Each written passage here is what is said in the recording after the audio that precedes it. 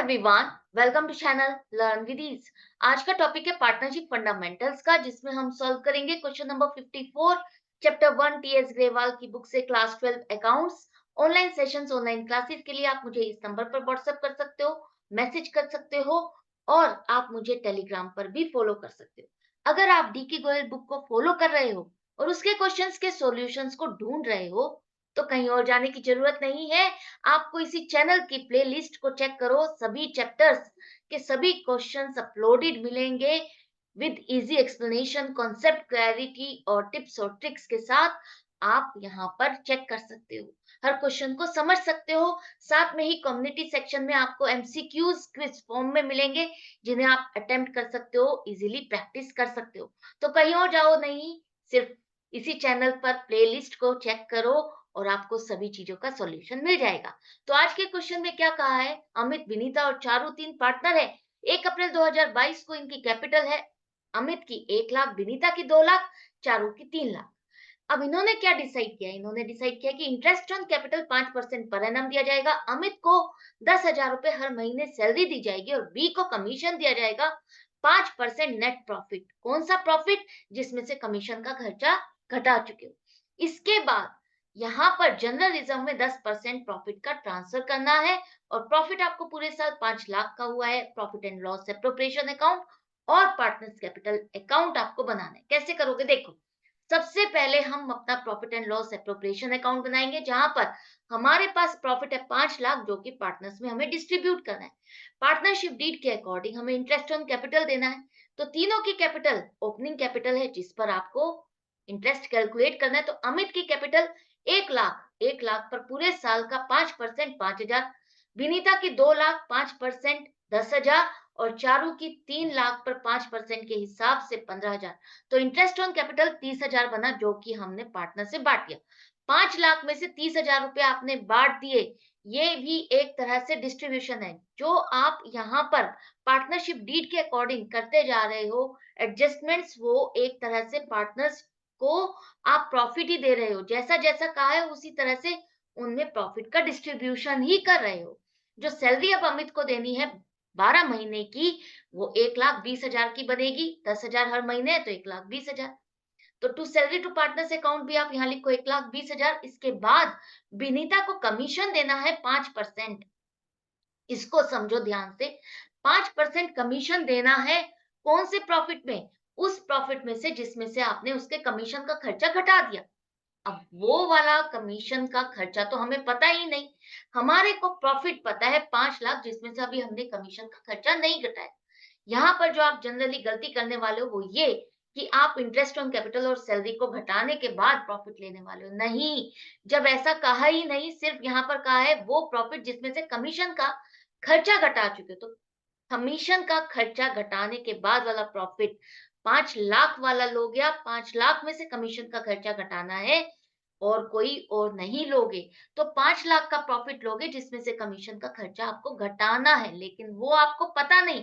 तो अब हम क्या करेंगे, हमें एक टेढ़ा रास्ता लेना होगा, टेढ़ी उंगली से घी निकालना होगा। तो कैसे करें देखो, यहाँ पर आपको एज्यूम करना होगा कि विनीता का कमीशन घटाने के बाद जो हमारा प्रॉफिट बचेगा वो 100 रुपए, और इसी पर ही कमीशन कैलकुलेट करने के लिए कहा है। तो इस पर अगर आप 5% कैलकुलेट करते हो तो उसका कमीशन 5 रुपए बनता है। इसका मतलब प्रॉफिट बिफोर कमीशन कितना होगा? 105 रुपए। 100 रुपए पर कमीशन देने के बाद तो आपका सॉरी 100 रुपए आपका कमीशन देने के बाद प्रॉफिट है, और कमीशन देने से पहले प्रॉफिट 105 रुपए, जो कि आपका 5 लाख के बराबर है। करेक्ट है? तो ये 5 लाख रुपए आपके पास जो है, इसमें आपका विनीता का कमीशन भी इंक्लूडेड है। तो उसको आपको निकालना है। तो हमें इसको क्या करना होगा, 105 से डिवाइड करना होगा और 100 से मल्टीप्लाई करना होगा, ताकि हमें प्रॉफिट आफ्टर विनीता कमीशन मिल जाए। तो 5 lakh divided by 105 multiplied by 100, 4,76,190 रुपए वो प्रॉफिट आ गया, जिस पर विनीता का कमीशन आपको कैलकुलेट करना है। तो इसका 5% प्रॉफिट आ जाएगा, सॉरी कमीशन आ जाएगा 23,810 रुपए। यही आपको चाहिए था। हमें एग्जाम में जल्दी कैलकुलेशन करनी है, ये तो आपने समझ लिया। लेकिन फॉर्मूला भी थोड़ा सा समझ लो, याद रखो, ध्यान रखो। जब भी आफ्टर की बात की जाए तो आपको यही फॉर्मूला लगाना है।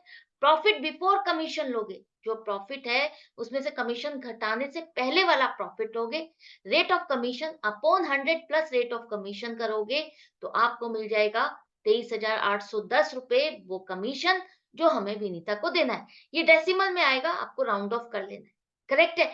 तो हमने कमीशन भी कैलकुलेट कर लिया। आई होप आपको अच्छे से समझ में भी आ गया है। तो अब आ जाओ profit and loss appropriation account में। 23,810 रुपए to commission to partners account आप इस तरह से शो करोगे। अब जिस तरह से हमें देना था पार्टनरशिप डीड के अकॉर्डिंग हमने दे दिया, बाकी भी अभी भी हमारा प्रॉफिट बचा हुआ है। 5 लाख में से इन तीनों को माइनस कर दो, उसके बाद जो प्रॉफिट बच गया उसका भी डिस्ट्रीब्यूशन करना है, लेकिन कौन सी रेशो में? कोई रेशो मेंशन ही नहीं है इस क्वेश्चन में, तो अब हम क्या करेंगे? हम इस प्रॉफिट को इक्वली डिस्ट्रीब्यूट करेंगे पार्टनर्स में। किस तरह से? देखो, सबसे पहले एक पॉइंट और है क्या, जो जनरल रिजर्व में आपको ट्रांसफर करना है 10% ऑफ 5 लाख, जो आपको प्रॉफिट का 10% जनरल रिजर्व में ट्रांसफर करना है, वो भी एप्रोप्रिएशन में ही आएगा टू जनरल रिजर्व अकाउंट 50,000। एक तरह से वो भी तो आप खर्चा नहीं है ये, आप प्रॉफिट का ही एक पार्ट जनरल रिजर्व में ट्रांसफर कर रहे हो, जो कि आपकी बैलेंस शीट में शो होगा कि ये प्रॉफिट हमने पार्टनर्स में डिस्ट्रीब्यूट नहीं किया, ये एक रिजर्व में ट्रांसफर किया फ्यूचर के लिए। करेक्ट? अब इसके बाद जो आपका प्रॉफिट बचा है, वो कितना बचा? 2,76,190 रुपए। इसे हम इक्वली डिस्ट्रीब्यूट करेंगे पार्टनरशिप डीड में, या कहीं पर भी क्वेश्चन में आपकी रेशियो नहीं मेंशन, तो आप इक्वली डिस्ट्रीब्यूट करोगे। तीनों पार्टनर के हिस्से कितना प्रॉफिट आएगा वो आप निकालोगे। यहाँ पर आपका आंसर जो आएगा डेसिमल में आएगा, डेसिमल में आएगा आपका। तो आपका आंसर तीनों में 92,063 आएगा, लेकिन आपको 63 तीनों में नहीं लेना, क्योंकि आपका आंसर आना चाहिए 190, एंड में 0 आना चाहिए। तो उसको अगर आप यहाँ पर भी 3 लिख दोगे तो 1 का डिफरेंस आ जाएगा, तो हमें वो 1 का डिफरेंस लास्ट वाले में एडजस्ट करना है। यहाँ पर आप इसको 64 लिखोगे। करेक्ट? तो अब यहाँ पर देखो, आपका प्रॉफिट तीनों पार्टनर से डिस्ट्रीब्यूट हो गया, तीनों के अकाउंट में आप ट्रांसफर करोगे। Profit and loss appropriation account debit to partners capital account credit करोगे, जिसके जितने हिस्सा आया उतना आपने ट्रांसफर कर दिया, एंड में टोटल लिखो, और ये आपका profit and loss appropriation account close हो गया। 5 लाख रुपए जो थे हमने पार्टनरशिप डीड के अकॉर्डिंग पार्टनर्स में डिस्ट्रीब्यूट कर दिए, बचे हुए प्रॉफिट को उन तीनों में इक्वली डिस्ट्रीब्यूट कर दिया, उनके कैपिटल अकाउंट में ट्रांसफर कर दिया। इसका नील बैलेंस हो गया। अब आ जाओ कैपिटल अकाउंट में। कैपिटल अकाउंट में देखो, ओपनिंग बैलेंस आपके क्या क्या है? क्रेडिट साइड पर आएंगे, पार्टनर्स के कैपिटल अकाउंट के क्रेडिट बैलेंस होते हैं, तो क्रेडिट साइड पर लिखो 1 लाख, 2 लाख, 3 लाख। 1 अप्रैल को था। अब इसके बाद जो भी डिस्ट्रीब्यूशन किया वो 31 मार्च को लिखोगे 2023। तो सबसे पहले इंटरेस्ट ऑन कैपिटल हमने दिया 5,000, 10,000, 15,000। इसके बाद बाय पार्टनर सैलरी, वो आपने कब दी? वो आपने दी 31 मार्च को। किसको दी? अमित को दी 1,20,000। विनीता का कमीशन आपने दिया 23,810 रुपए, ये भी आपने दे दिया। इसके बाद जो प्रॉफिट था वो भी आपने डिस्ट्रीब्यूट किया। तो ये सब क्या है? ये इनके अकाउंट में एडिशन है, पार्टनर्स के लिए फायदा है, उनके लिए प्रॉफिट ही तो है, एक तरह से ये प्रॉफिट का ही एक पार्ट है जो आपने पार्टनर्स को दिया, तो उनके कैपिटल में एडिशन ही होगा। प्रॉफिट हम क्या करते हैं? कैपिटल में ऐड करते हैं। तो उसी तरह से इंटरेस्ट, सैलरी, कमीशन, प्रॉफिट सभी आप उनके कैपिटल अकाउंट में ऐड करोगे, क्रेडिट करोगे। तो जिसका जितना हिस्सा बन रहा था वो हमने ट्रांसफर कर दिया। अब देखो क्लोजिंग बैलेंस क्या आएगा? क्लोजिंग बैलेंस आपका डेबिट साइड पर आप लिखोगे 31 मार्च 2023 को। क्रेडिट साइड का टोटल ज्यादा है, डेबिट साइड में तो कुछ भी नहीं है, तो क्रेडिट साइड का टोटल इक्वल करने के लिए हम डेबिट साइड पर लिखते हैं। तो यहाँ पर तीनों का टोटल आ जाएगा 3,17,063, 3,25,873 और 4,07,064। एंड में भी तीनों साइड पर टोटल लिखो। करेक्ट?